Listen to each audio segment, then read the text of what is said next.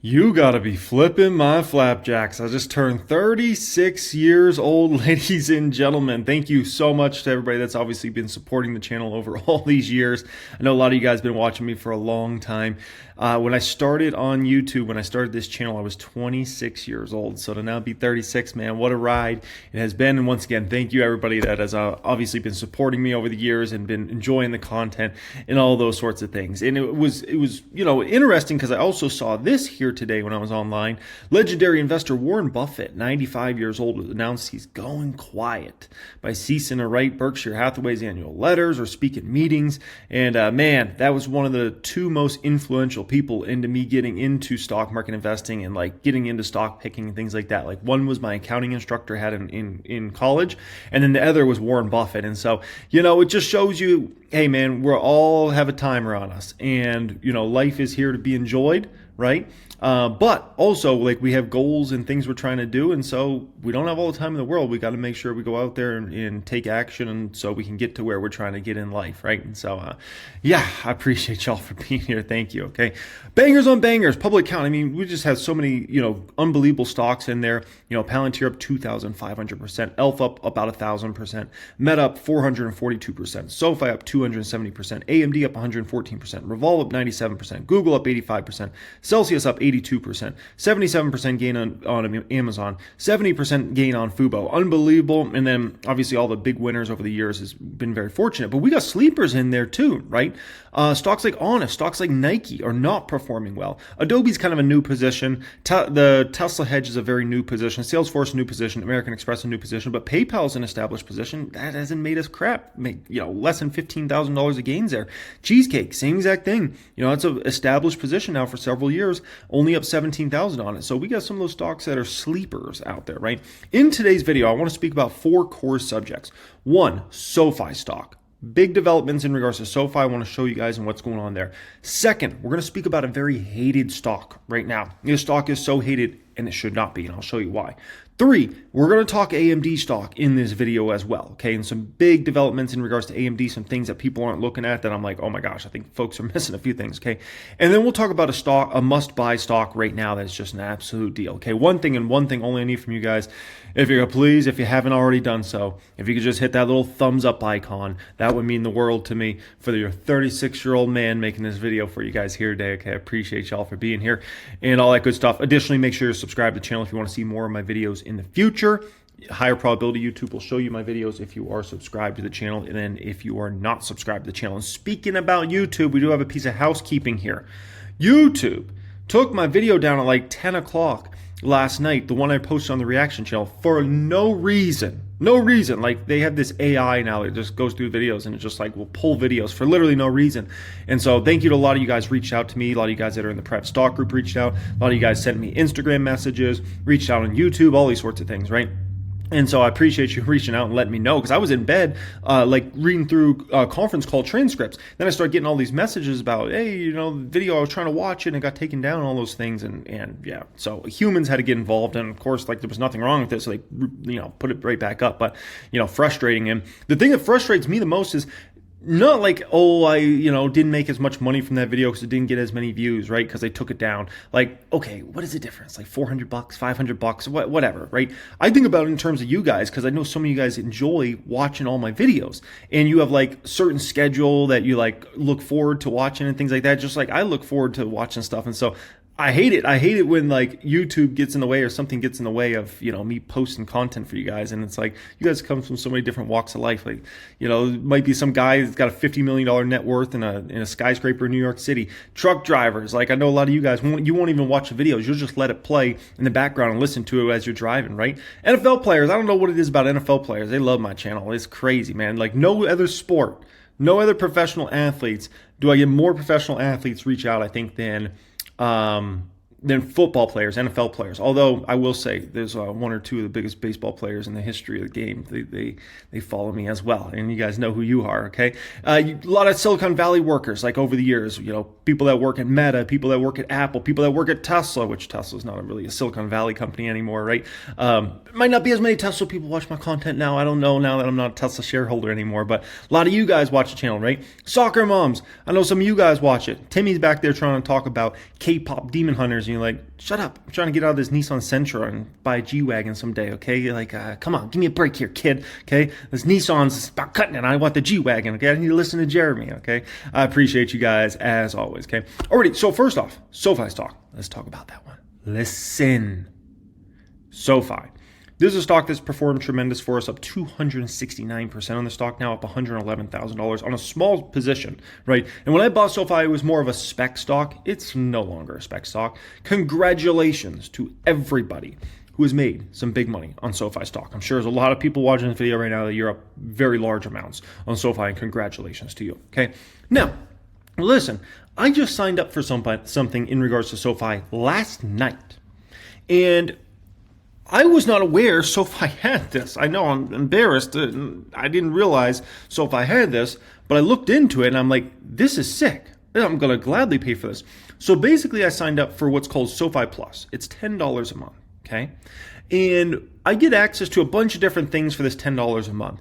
But the main thing I got access to is right here. Savings account, I can get 3.8%. So I like to keep a lot of money, as in six figures, multi-six figures, seven figures plus, just in savings, high yield savings that's just collecting me, 3 to 4% somewhere in there, right? And so this 3.8% is a very important number because Ally, I got a lot of money at Ally, 3.3% they give me. I got a lot of money at Goldman Sachs. Goldman Sachs gives me 3.65%. And so the fact that I can get 3.8% on SoFi means I will be moving a lot of my savings money over the next 6 months over to SoFi, essentially. And so I'll be honest with you, I won't probably put any of my savings related money into Ally or Goldman anymore at this point in time moving forward. It's all going to likely be going to SoFi for quite some time until it gets up to be such a big amount that I'm like, okay, maybe I won't, I don't feel comfortable or something like that, right? Which I like to spread my money around a lot of different banks and things like that, right? But SoFi. So this is really big. Now you get a bunch of other features along with this, but I thought it was worth mentioning, like for $10 a month, given how much I have in savings, there's such a big difference between 3.8% and say 3.6% or 3.3% or something like that, right? And also keep in mind, I know a lot of people that have significant savings, like they'll have tens of thousands of dollars or even hundreds of thousands of dollars sitting in checking accounts. It's silly. At Chase or at Wells Fargo, Bank of America, whatever, silly. Why would you do that? You're getting no interest. Like, if you're going to have money just chilling, move it to a savings account, right? Like, it's a no-brainer. And so for me, to pay $10 a month to get a 3.8% for a savings account, money I can get at any point in time that I can just transfer and move around, do whatever I want with, right? I don't have to worry about penalties, nothing like that. That's awesome. Is well worth $10 a month. I can tell you that. Like, I'm going to get way more benefit out of that. Like, I'll end up making easily thousands of dollars, if not tens of thousands of dollars a year on just savings I'll have sitting there and chilling at SoFi. For $10 a month, I'll gladly do that, right? So I love it. I love it. Now, in regards to SoFi, here's the thing you got to understand. This is what you want to look for when you're talking about an A-plus growth stock. This is how their revenue should look over time. This is where SoFi revenues have gone on a trailing 12-month basis. This is where they're at right now, and this is where they're expected to go. That's the way you want a chart to look. You don't want it to be up and down and all around. You don't want it to be like insane growth and then it drops way off. No. You just want a clear stair step up and to the right. And it's exactly what SoFi is doing, which means the company's executing on a very high level. And keep in mind, they're executing on this level, right? When interest rates are higher, when not very many people are even taking out mortgages right now, right? Housing demand is among the lowest the last couple of years that we've seen since like the great financial crisis. Like auto loans have not been hot at all. We know that, right? And so we're not even in like a great loan environment right now. And yet SoFi just continues to stair step up into the right, and it's incredibly impressive what this company's doing. Additionally, one of the most important metrics you can look at for a banking-related company, keep in mind SoFi is banking, but they're also fintech, right? But for a banking-related company, one of the most important things you ever look at is shareholder equity, and obviously that's been increasing substantially for SoFi. Very good to see here, okay? Anthony Noto, he might be the next Jamie Dimon. He really might be the next Jamie Dimon. Like the way he's executing with this company, the way they're innovating, coming out with products and services, and they just continue to find more and more ways to get more and more customer base. Like SoFi's been great at the last, I would say, year or two at attracting a lot of customers who maybe had, let's say they had a bunch of credit card debt, right? And offering those folks a personal loan at maybe 9% interest rate. And then those folks will take that, let's say they had $7,000 in credit card debt. So they take out a personal loan for $7,000 through Sofi, right? They use that $7,000, go ahead and pay off their credit card debt, which was probably, they had an interest rate of probably 25 or 27% on that, right? And now they pay Sofi, right? And it's a 9% rate. And a lot of these people were never even Sofi customers before. So now they're in the ecosystem. So now Sofi gets to make interest on that, but it's more about the customer relationship you have.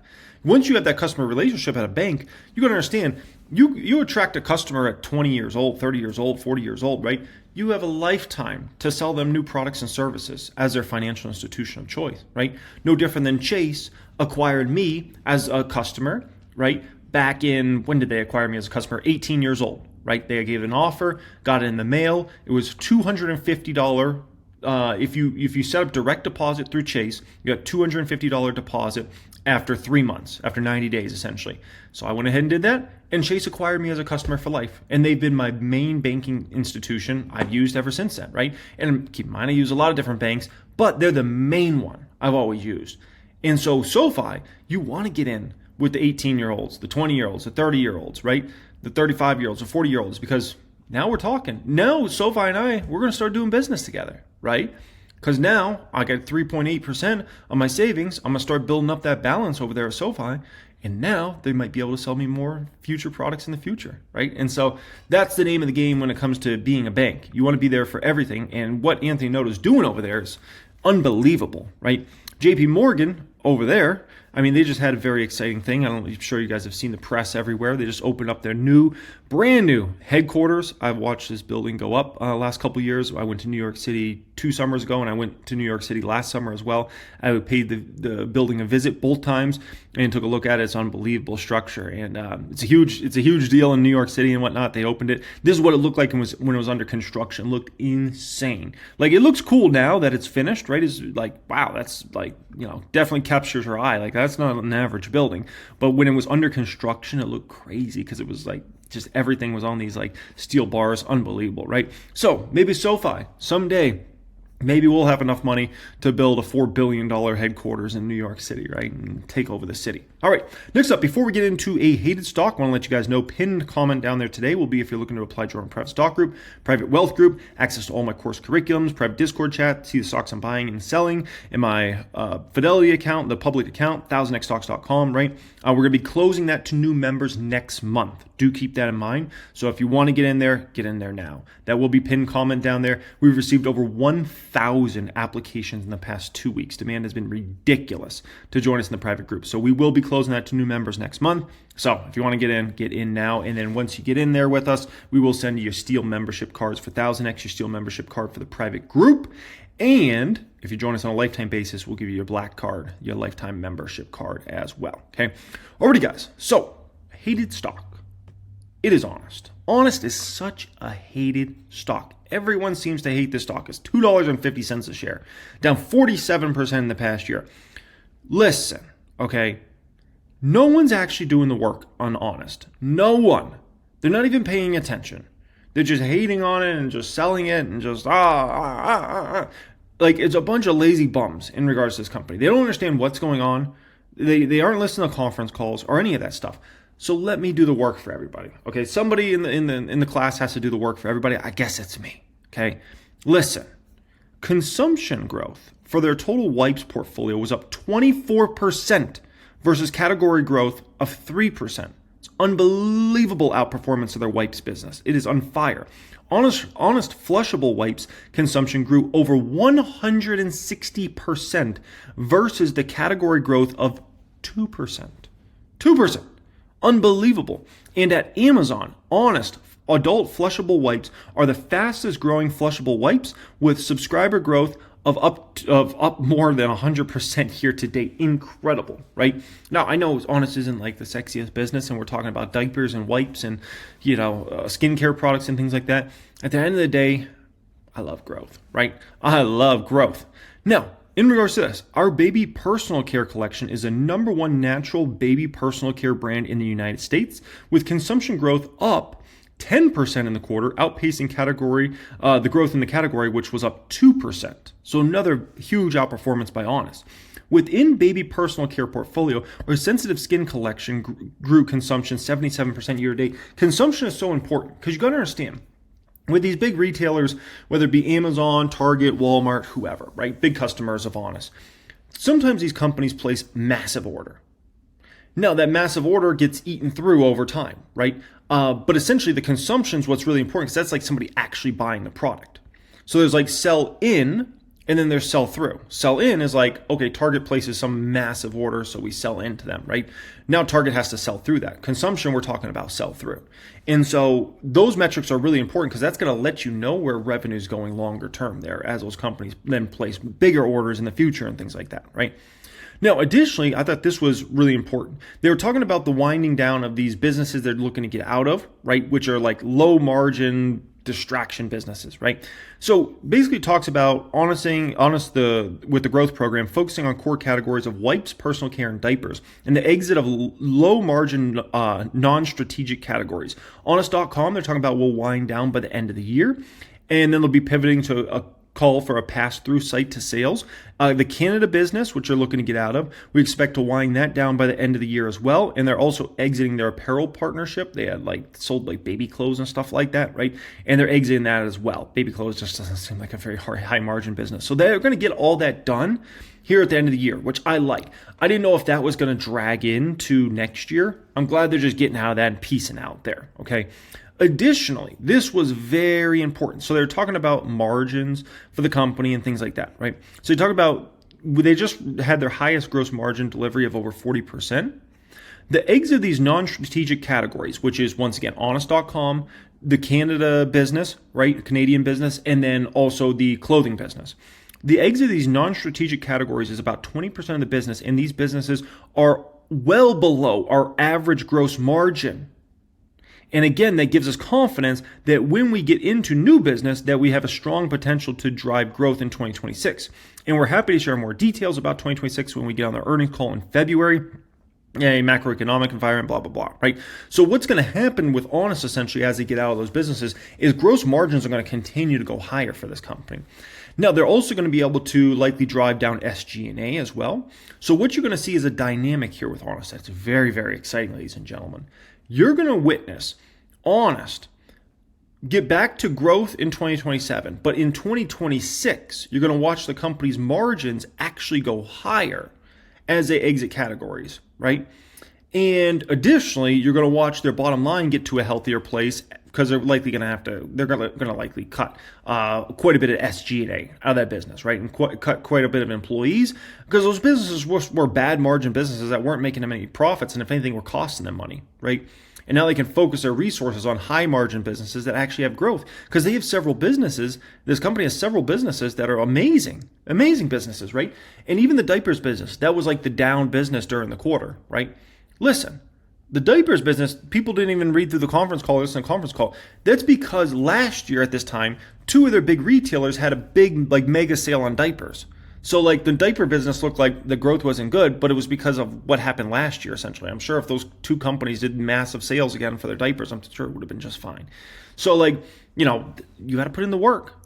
People could use 1000xstocks.com. It's right there for you. But people would rather surf TikTok. It's embarrassing. It's embarrassing, man. They'd rather surf Netflix than just actually do the work. Maybe you should have read through the Honest transcript. Maybe you should listen to a conference call and actually saw what was going on here with the business. But they don't. They see the stock price going down. They're like, oh, sell. Oh, let me take a 30% loss in the stock. Oh. And then, a few years from now, Honest is going to be $5, $10, $15 a share, and they'll be thinking about the shares they sold at $2.50. It's just ridiculous, man. But same old game. So I'll put it to you like this, right? In regards to Honest getting out of some of those bad businesses, like for instance, selling baby clothes. Okay, dude, I've had 3 kids. You know what happens with baby clothes? People just look for whatever's cheap and whatever's maybe cute, and they buy it, and then they never rebuy from that brand again. There's no loyalty to that, right? These are the 2 main skincare products I personally use, okay? One's this Estee Lauder product here. That's pretty expensive. And the other one is this Honest product right here, okay? Those are 2 switch off. One night I'll use this, one night I'll use this, right?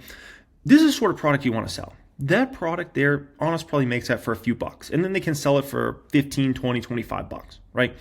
And additionally, people will buy this product again and again and again and again and again. Unlike baby clothes, for instance, that they're not going to do that, right? And so this is a beautiful business, no pun intended, in regards to Honest. And this is where they want to focus their attention. And then they can use their marketing dollars rather than on the Canadian market, that's not a good market for them, or rather on baby clothes or honest.com. They can use their marketing dollars on selling more of these. And they sell more of these things, right? That's very good for their margins, which then gives them even more profits that they can market even more, and they can continue to build this high margin business rather than trying to focus on these businesses that suck, right? Like let's focus on the good businesses that are going to bring us more good business. That's good business, right? And so that's Carla. These weren't businesses Carla got into. When Carla took over this business a few years ago, that was business they were already in. The Canadian market, honest.com, right? The baby clothes business, like that wasn't her choice to go into those businesses. So that was like Jessica Alba and the old team that used to be, there. Carla, like she's gotten this company from almost bankruptcy into where they're at now. And now she's just taking it to the next level. And she's like, we got some crappy businesses that I inherited, and we're getting out of those crappy businesses. And so I love it, man. I love it. So Honest right now is a market cap that's in the $200 million range, which is just silly. Because the way I look at Honest, this looks like this company will do $20 to $30 million in net income in 2027 and beyond per year, right? And I think that's very doable. So I would say Honest right now should be a bare minimum $400 million market cap. Bare minimum. Because that puts you at about a 20 PE. That's assuming they do 20 mil, which is low range. That puts you at a 20 earnings, on 2027 numbers. And 2027 be here before you know it. I mean, heck, we're almost in 2026 now at this point in time, right? So that's the bare minimum this market cap should be right now, $400 million.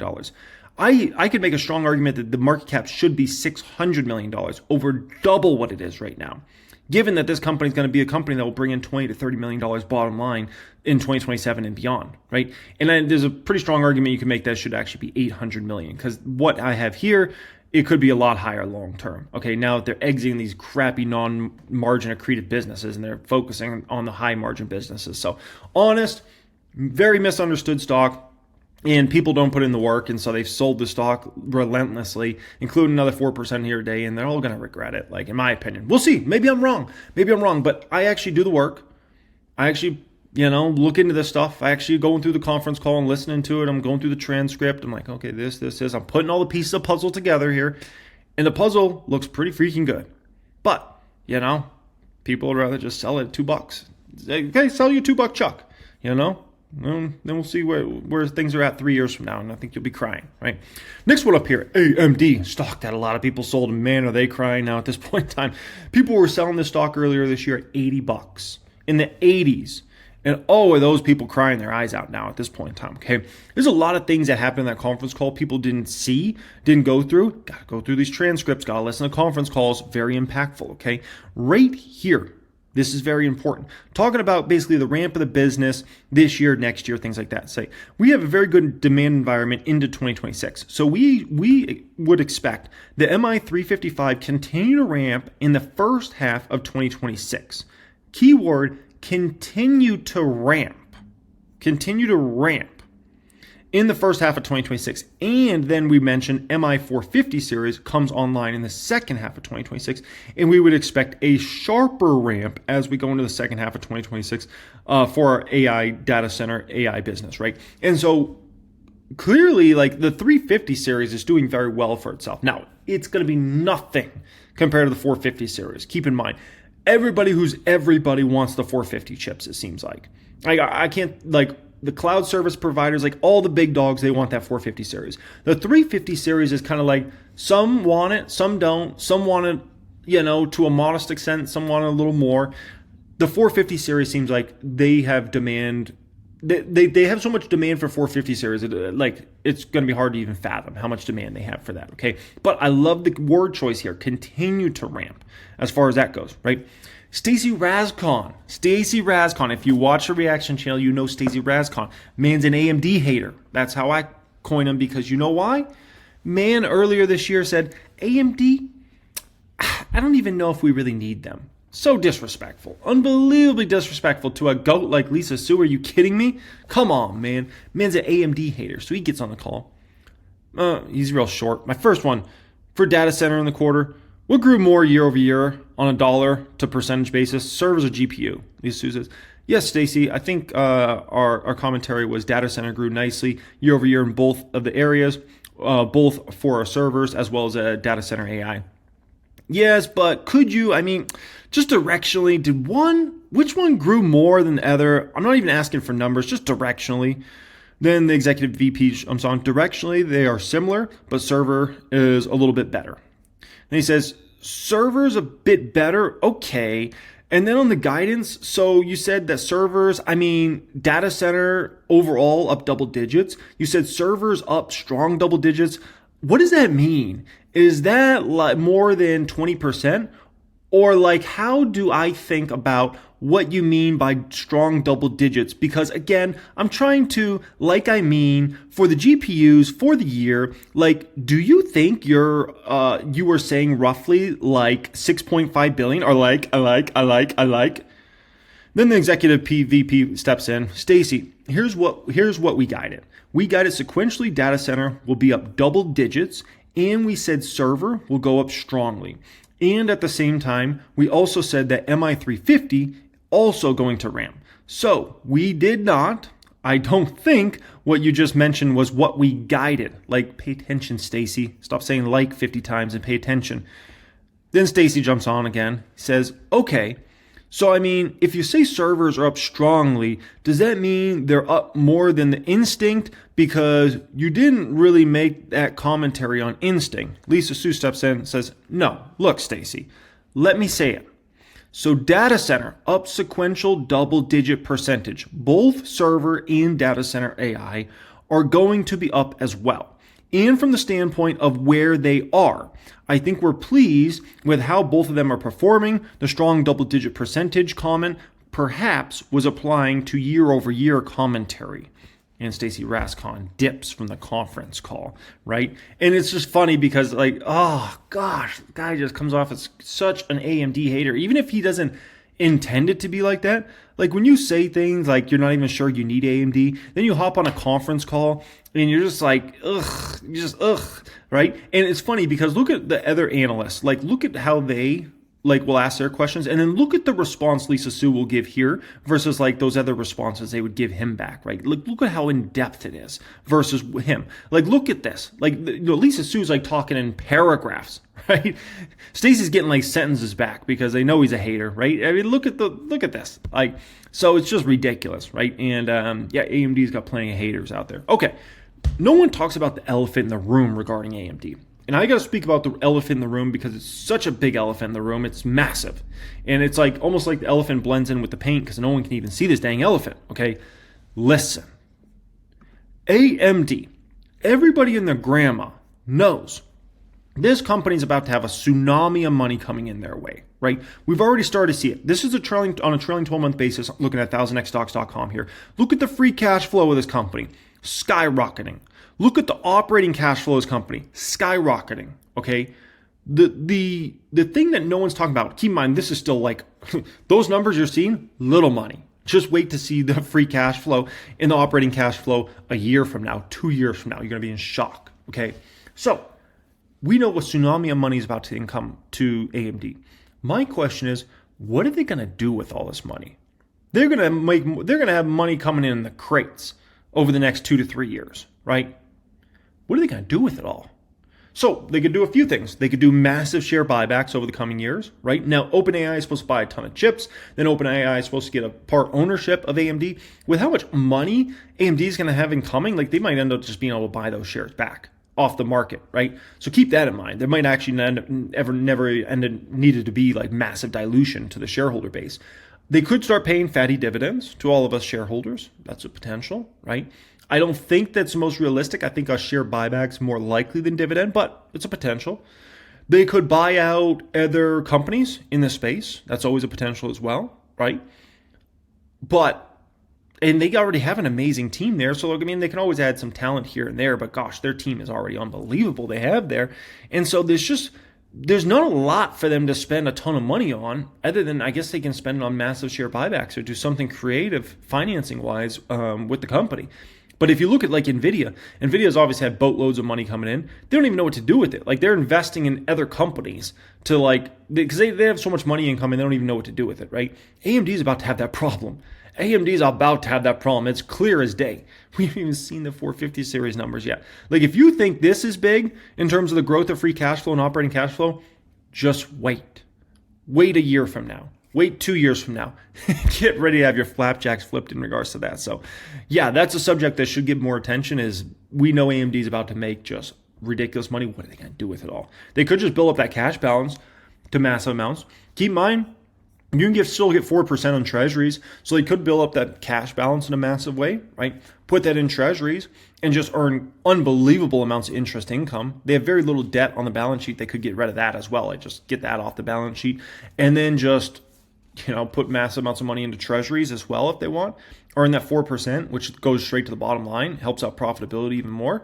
And yeah, very exciting. Very exciting. So nonetheless, folks, AMD is a phenomenal stock. And don't forget, ladies and gentlemen, do not forget, 6 months ago, people made fun of this stock. People called it advanced money decimator. They made fun of it. They thought it was a dog stock. They thought it would never start to run, right? Man, has the tone shifted now. AMD now, really over the past month, I think AMD has become the most exciting stock in the stock market. Like there's two stocks that come into my head. If I think about the past 1 to 2 months and the two stocks that really, let's just call it the last 60 days. Now 60 days, there's two stocks that have become the most exciting stocks in the market, in my opinion. AMD and Micron. MU. MU is benefiting huge from AMD because AMD is going to use a ton of Micron memory in the 450 series, from my understanding, and other series as well. And so MU is a huge beneficiary of that. And so memory is just a hot play right now, and people play MU for that. And so those are two stocks that in the past 60 days, they just have turned into absolute beasts. And people are no longer laughing at them. Now they're saying, why didn't I buy that stock? Like, and this is a stock I spoke about. How many videos did I make on AMD over the past 12 months? Like, it's ridiculous. I started talking about this stock at the end of last year, and then I spoke about it like relentlessly the first 6 months of this year, right? Banging my hand on the table like, AMD, you guys got to look at this. Like, people aren't paying attention to it. They're not even paying attention to what's going on here. The 450 series is going to be huge. Now some people are waking up and they're like, oh, wait, this 450 series, this is going to be huge. And it's like, dude, we were on this 6 months ago, 9 months ago, 12 months ago. Where were you at? Next up here, a stock that is a must buy now. Okay, so I don't know if you guys got to see this short I put out on the channel. There's a lot of stocks that are buy right now, but I put out this short on the channel. It's called 11 stocks to buy right now. That spoke about some stocks in that particular video, right? Additionally, I created the last two videos on the channel. One is I just bought a new stock. That spoke about a stock that you might want to check out.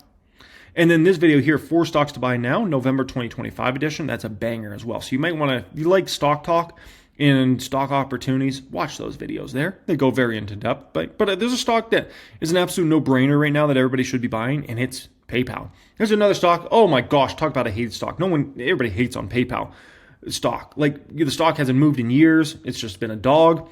Listen, man, I don't care if a stock's been a dog for 100 years.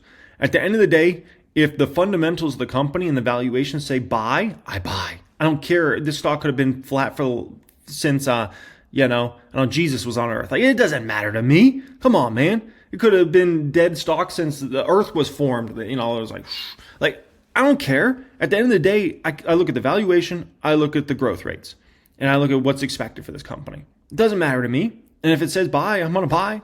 Forward P on the stock is 12. 12, ladies and gentlemen. If it was a dead company, that's fine. They grew revenues last quarter 7%. That's not a dead company. They're expected to continue to grow EPS at a double-digit clip. Dead companies don't grow earnings per share double digits, ladies and gentlemen. There's no reason this company should be at a 12 forward P, and that will readjust. Does it readjust in the next 30, 60 days? I have no clue, and I don't really care. But it will readjust over the next couple of years. I can tell you that much. And what's going to happen with PayPal stock is it's going to be a beast.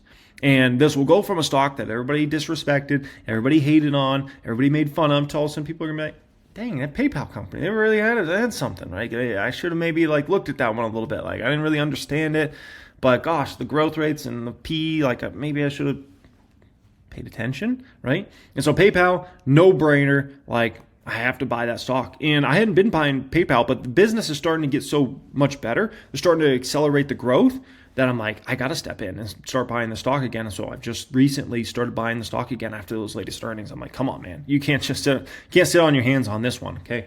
I hope you guys enjoyed today's video. I appreciate y'all for being here. 10 years strong now at this point in time.